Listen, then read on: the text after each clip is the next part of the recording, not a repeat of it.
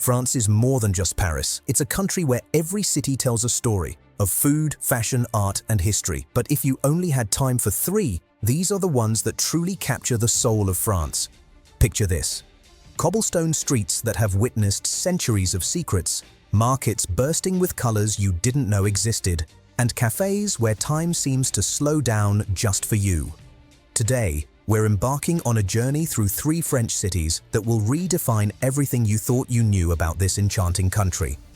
I'm taking you beyond the tourist trails, past the obvious choices, and into the beating heart of what makes France absolutely magical. These aren't just destinations, they're experiences that will change how you see travel forever. So grab your virtual passport, because we're about to discover the top 3 cities in France that every traveler should experience. And trust me, by the end of this journey, you'll be booking your flight before you even finish watching. Let's start our countdown with number 3, a city that might just surprise you. Number 3, Lyon, the culinary cathedral. The morning mist rises from the Rhône River as Lyon awakens, and there's something almost mystical about this moment. The city stretches before you like a living museum, where every corner whispers tales of silk merchants, resistance fighters, and culinary revolutionaries. This is Lyon, France's 3rd largest city, and arguably its most delicious secret. Most travelers rush past Lyon on their way to more famous destinations, but they're missing something extraordinary. This city doesn't just serve food, it creates culinary poetry. Lyon is where French gastronomy was born, where legendary chefs learned their craft, and where your taste buds will experience flavors they never knew existed. Walking through Vieux-Lyon, the old quarter, feels like stepping through a portal into medieval France. The Renaissance buildings lean toward each other across narrow streets, as if sharing centuries-old gossip. But here's where Lyon reveals its first secret: the traboules. These hidden passageways wind through buildings, connecting streets in a labyrinthine network that once helped silk workers transport their precious cargo. Finding these traboules becomes a treasure hunt. Push open an unmarked door, climb a spiral staircase, and suddenly you're in a completely different world. During World War II, these same passages sheltered resistance fighters, turning Lyon into a city of heroes hidden in plain sight. Today, they offer you a chance to walk in the footsteps of history while discovering courtyards that Instagram could never capture properly. But let's talk about what really makes Lyon legendary: the food. This city has more restaurants per capita than anywhere else in France, and that's saying something. The bookshops, traditional Lyonnese restaurants, serve dishes that have remained unchanged for generations. Imagine tender coq au vin that's been perfected over centuries, or quenelles so light they seem to float on your tongue. Here's something most guidebooks won't tell you. Visit the Traboul at 54 Rue du Boeuf on a Thursday morning. That's when local grandmothers gather to share recipes that have never been written down, passed from generation to generation like precious heirlooms. If you're lucky, and if you speak a little French, they might invite you to join their impromptu cooking lesson. The Presqu'île district offers a completely different energy. Here, between the Rhône and Saône rivers, Lyon transforms into a sophisticated urban playground. The Place Bellecour, one of Europe's largest pedestrian squares, becomes a stage where street performers compete with the stunning architecture for your attention. But venture into the smaller streets, and you'll discover boutiques selling everything from handcrafted chocolates to vintage silk scarves. Lyon's markets deserve their own love letter. Les Halles de Lyon. Paul Bocuse, named after the legendary chef, isn't just a market, it's a cathedral of cuisine. The vendors here are artists, arranging their products like precious jewels. The cheese merchant will slice you samples of reblochon that will spoil you for life, while the charcuterie specialist crafts sandwiches that redefine what you thought you knew about French ham. For the ultimate Lyon experience, time your visit for the Festival of Lights in December. The entire city becomes an open-air art gallery as buildings transform into canvases for spectacular light displays. Locals place candles in their windows, continuing a tradition that dates back to 1852, and the streets fill with families sharing mulled wine and roasted chestnuts. Here's an insider tip that could change your entire trip. Book a food tour that starts at 6 a.m. Yes, it sounds early, but this is when the city's food markets come alive. You'll taste fresh bread still warm from ovens that have been baking since 1890, sample cheeses while they're at their peak flavor, and discover why Lyon earned its reputation as France's gastronomic capital. From Lyon's medieval mysteries and culinary masterpieces, we head south to a city where the Mediterranean sun paints everything in golden hues. Number 2. Nice, where the Mediterranean dreams come true. The French Riviera has a sound. It's the gentle lapping of azure waves against smooth pebbles, mixed with the melodic chatter of café conversations and the distant call of seagulls. And nowhere captures this symphony better than Nice, a city that seems painted by an artist who couldn't decide between using every shade of blue in existence. Nice greets you with a warmth that goes beyond its famous 300 days of sunshine per year. This is a city where sophistication meets relaxation, where you can sip champagne at a rooftop bar overlooking the Mediterranean, then 5 minutes later find yourself browsing through a bustling market that could have existed unchanged for the past century. The Promenade des Anglais stretches like a ribbon along the Baie des Anges, and walking here at sunset is nothing short of magical. The promenade got its name from English aristocrats who flocked here in the 19th century, but today it belongs to everyone, joggers starting their morning routine, couples stealing romantic moments, and artists setting up easels to capture light that seems impossibly perfect. But Nice's real treasures lie beyond the famous promenade. The old town, known as Vieilleville, unfolds like a living postcard. The buildings here aren't just colorful, they're joyously, impossibly, magnificently colorful. Burnt orange walls stand next to lemon yellow facades, while deep red shutters frame windows that overlook narrow streets barely wide enough for two people to pass. The Cours Soleil market transforms throughout the day like a chameleon. In the morning, it's a flower market where the air itself seems perfumed with jasmine, roses, and lavender. Vendors arrange their blooms in patterns that rival any museum artwork, and the locals select their flowers with the same care you might choose jewelry. By afternoon, it becomes a food market where the tomatoes are so perfect they look artificial, and the olives glisten like precious stones. Here's something special about Nice that most visitors miss. The city's artistic soul runs deeper than its pretty surface. This is where Matisse spent his final years, inspired by light that he described as liquid gold. The Musée Matisse houses works created in this very city, paintings born from Mediterranean mornings and evening walks along the coast. But you don't need to visit a museum to see Nice's art, it's everywhere. Street murals tell stories of fishermen and merchants, while tiny galleries tucked into ancient buildings showcase works by artists drawn here by the same light that captivated Matisse. The Russian Orthodox Cathedral, with its onion domes and intricate frescoes, stands as a reminder that Nice has always been a crossroads of cultures. The beaches of Nice aren't your typical sand paradise. They're pebbled shores that massage your feet and create a unique sound when waves retreat. But this isn't a drawback. It's part of Nice's character. The beach clubs here have perfected the art of Mediterranean luxury, where you can spend an entire day moving between a comfortable lounger, crystalline waters, and a seaside restaurant serving bouillabaisse that tastes like the ocean's finest secrets. For the truly special Nice experience, venture to Castle Hill just before sunset. The climb is steep but manageable, and the reward is a view that encompasses everything that makes this city magical.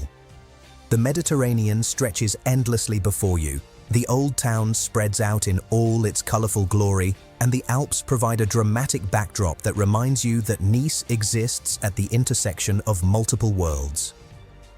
Here's an insider secret.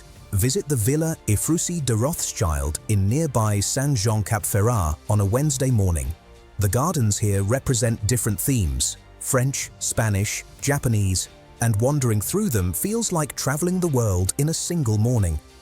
The villa itself, with its pink facade and art collection, embodies the Belle Époque elegance that still defines the French Riviera. Nice's culinary scene reflects its position as a cultural crossroads. The socca, a chickpea pancake sold from street stalls, represents the city's connection to Italy and North Africa. Paired with a glass of local rosé, it becomes a meal that captures Nice's essence. simple, sophisticated, and absolutely satisfying. The nightlife ranges from sophisticated hotel bars where jazz musicians play to intimate wine bars hidden in the old town's maze of streets. But perhaps the most magical Nice experience happens at dawn, when the city belongs to early morning swimmers, cafe owners preparing for the day, and the few travelers wise enough to witness a Mediterranean sunrise. From Nice's Mediterranean magic, we journey north to a city that needs no introduction but still holds countless secrets. Number 1. Paris, the eternal city of hidden wonders. Everyone thinks they know Paris. They picture the Eiffel Tower, imagine croissants and café culture, maybe dream about strolling along the Seine. But the Paris that will steal your heart isn't the one from postcards. It's the city hiding in plain sight, waiting for travelers brave enough to look beyond the obvious. The real Paris awakens in the early morning hours in neighborhoods that guidebooks barely mention. In Belleville, street art covers entire buildings, telling stories of immigration, dreams, and the constantly evolving Parisian identity. This is where young artists live in studios that would have housed previous generations of creative dreamers, where Chinese restaurants share streets with traditional French bistros, creating a cultural fusion that represents modern Paris better than any monument ever could. Montmartre, yes, but not the Montmartre you're thinking of. Skip the crowds around Sacré-Cœur and instead wander into the winding streets that spiral away from the Basilica. Here, you'll discover the Montmartre that Picasso and Renoir knew, quiet squares where locals play pétanque, hidden vineyards that still produce wine within the city limits, and staircases that lead to viewpoints where Paris spreads before you without another tourist in sight. The Paris of hidden bookstores deserves its own chapter in travel legend. Shakespeare and Company gets all the attention, but the real literary treasures hide in unlikely places. The Red Wheelbarrow bookstore in the Marais district hosts poetry readings where locals and expats gather to share words that might never see publication. Abbey Bookshop near Saint-Germain smells of old paper and infinite possibilities, while the owner, a Canadian who's become more Parisian than most natives, remembers every customer's reading preferences. But let's talk about Paris rooftops, a world that exists parallel to the street-level city below. The Galeries Lafayette offers the famous view, but locals know about the rooftop of the Institut du Monde Arabe, where geometric patterns frame a sunset that transforms Notre Dame and the Seine into a living painting. The rooftop bar at the Beaubourg Hotel provides an intimate setting where you can watch the city's lights twinkle on while sipping wine that costs less than you'd expect.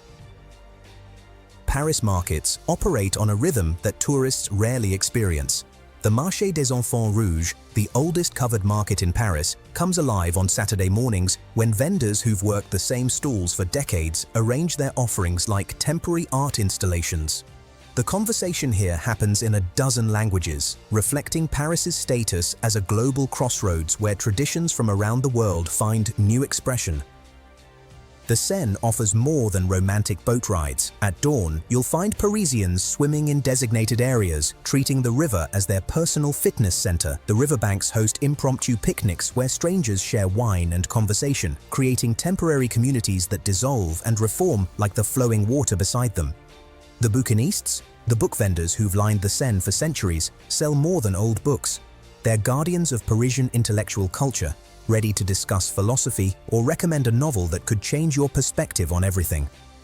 Hidden courtyards throughout Paris offer secret worlds behind unmarked doors. In the 11th arrondissement, push open the door at 12 Rue de la Folie Méricourt, and you'll discover a courtyard where artist studios surround a garden that feels like rural France transported to the city center. These spaces represent Paris's ability to surprise, to offer intimate experiences in the middle of urban intensity. The café culture of Paris goes far beyond sidewalk tables and people watching. Café de Flore and Les Deux Magots attract tourists, but locals gather at neighborhood cafés where the owner remembers your usual order and conversation flows between philosophy and gossip with equal passion. In Café des Deux Moulins in Montmartre, where Amélie was filmed, tourists come for photos, but if you stay long enough, you'll witness the real Parisian café experience, heated discussions about politics, quiet moments of solitude, and the particular art of making a single espresso last an entire afternoon. The Louvre deserves its reputation, but Paris's museum culture extends far beyond its famous institutions. The Musée Jacquemart-André showcases a private collection in a mansion that feels more like visiting cultured friends than attending a formal exhibition. The Musée de la Chasse et de la Nature explores humanity's relationship with the natural world through art that challenges preconceptions about both hunting and conservation. For the ultimate Parisian experience, adopt the local rhythm. Shop at markets in the morning, take long lunches that blur into afternoon conversations, and reserve evenings for wandering neighborhoods where each street offers a different architectural period, a new culinary discovery, or an unexpected cultural encounter. Here's the secret that transforms any Paris visit. Approach the city like a local resident rather than a tourist. Choose a neighborhood and explore it thoroughly rather than rushing between monuments. Sit in parks and observe daily life. Strike up conversations in cafés. Paris reveals its true character not through its famous attractions, but through the accumulation of small moments. A perfect croissant, an unexpected street performance, a conversation with a stranger who becomes a temporary friend. And there you have it, 3 French cities that capture different facets of what makes France absolutely magical. Lyon, where culinary artistry meets medieval mystery. Nice, where Mediterranean dreams take shape under impossibly perfect light. And Paris, where every street holds secrets waiting for travelers curious enough to look beyond the postcards. Each of these cities offers something unique, something that will change how you think about travel, about France, and maybe about yourself. But I'm curious, which one would you visit first? The hidden traboules and gastronomic wonders of Lyon?